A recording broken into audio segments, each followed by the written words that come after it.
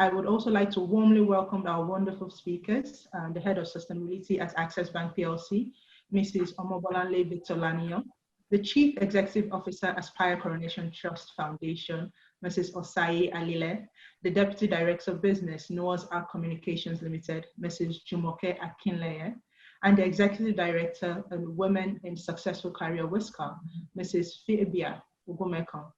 These women are making their leadership presence felt in finance, entrepreneurship, media, and the development space, and are role models to emerging women leaders in our world today. It is a great privilege to have you all with us today. We would not take it for granted.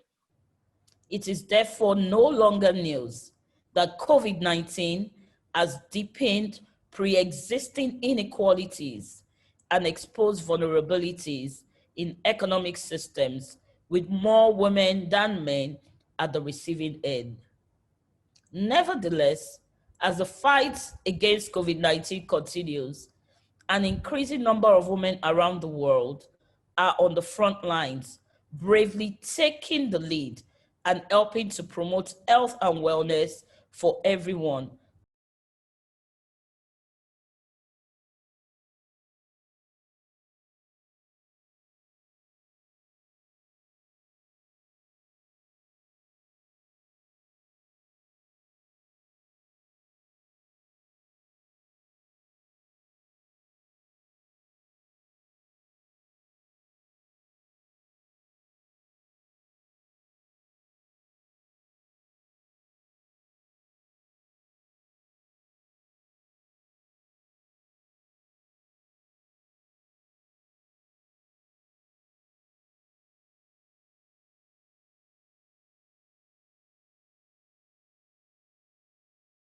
A number of women are disregarded in different workplaces, and even when they get into leadership positions, it's always a struggle, as I mentioned earlier.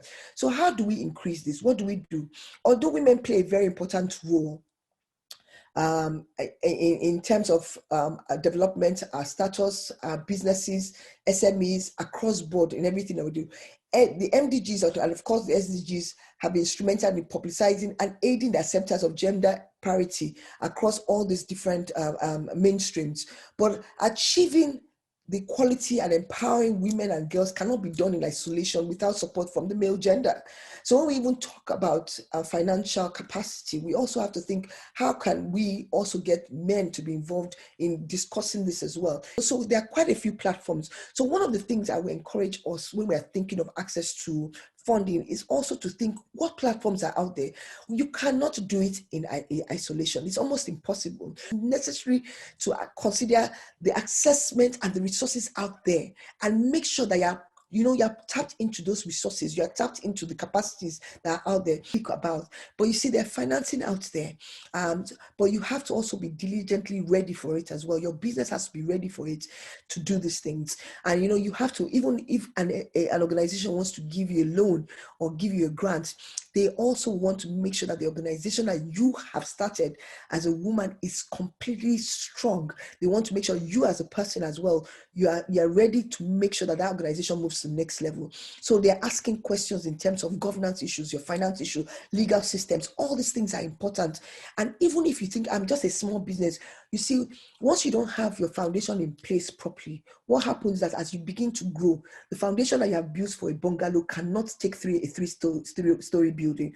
So once you begin to grow, what will happen is that the foundation will begin to shake. So everything you need to do, you have to do it in place from the very beginning and begin to grow as you are growing. So make sure that even no matter how small it is, the legal issues, finance issues, making sure that your company has its own account, all those things must be in place before you even begin to think of external funding.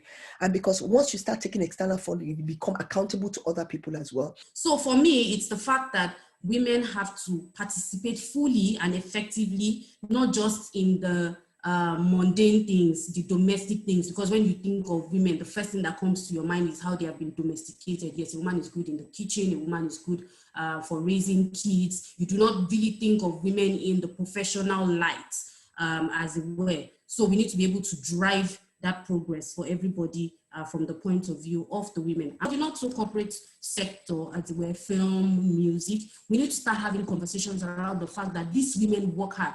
I go on the internet, I see that a woman buys a car or an actress buys a house. And then the next thing is, oh, she's dating one senator.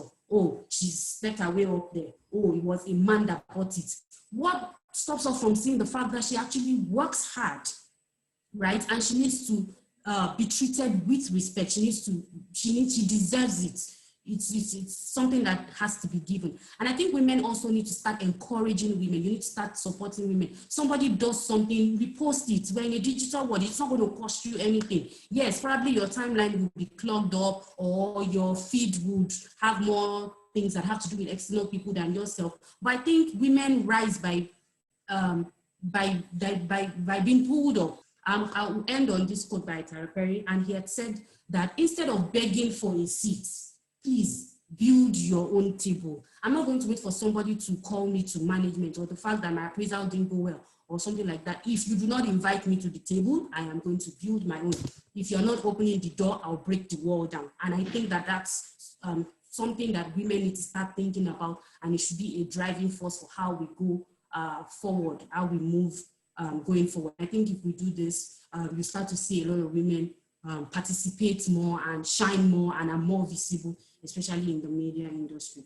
Thank you so much. So I think that, if so, our own attitude, it's not our fault often that we do not have the confidence to really aspire to the highest positions that we can aspire to. Oftentimes it's because, from a very young age, we're socialized, like I said, to just, take a back seat. When we're in primary school, we're almost empowered to feel like we can do all, But then very, very, very, soon after that, just as we even prepare to get into secondary school, the roles start to change, It becomes about informing us to do courses like more courses in the arts, courses around, managing the home. And then thereafter, as you progress, even when you get into university, the conversation is still, it doesn't matter how many PhDs or how many how many LLBs or whatever it is that you have. If you ultimately do not gain that title of MRS, you haven't really progressed. You haven't done well. It doesn't matter what else you've achieved. And this is somewhere or another opportunity or another platform that women really need to tap into, this idea of sponsorship. And there's certainly skills, while it's really important to have technical skills in your career advancement, as you begin to move into leadership, and that's one of the things that we're talking about here today, is moving more women into leadership positions. And that is leadership positions across spheres, be it in the private sector or in the public sector.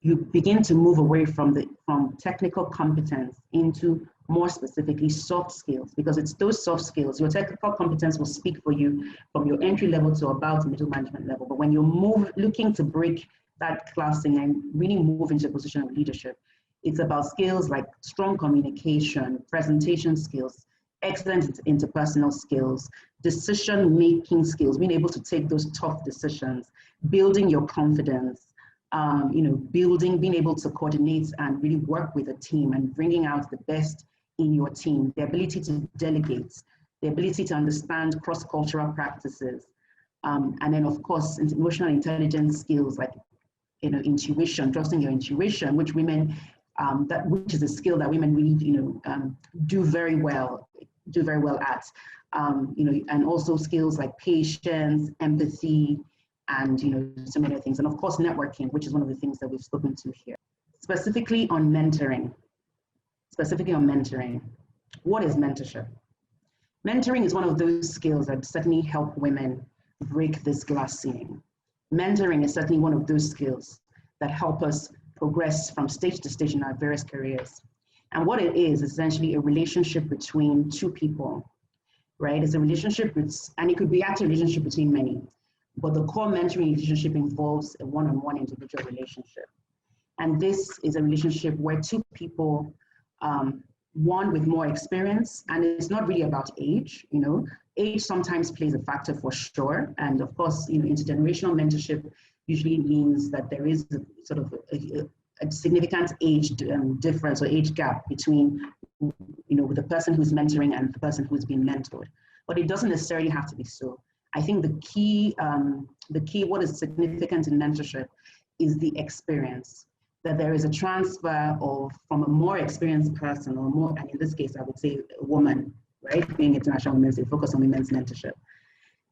Transfer of skills and knowledge from someone who's been there before. from someone who's walked that path that you choose to walk, whether it is in life or whether it is in career. Someone who is willing to share her story that helps you mitigate some of those pitfalls that she has passed on along the way.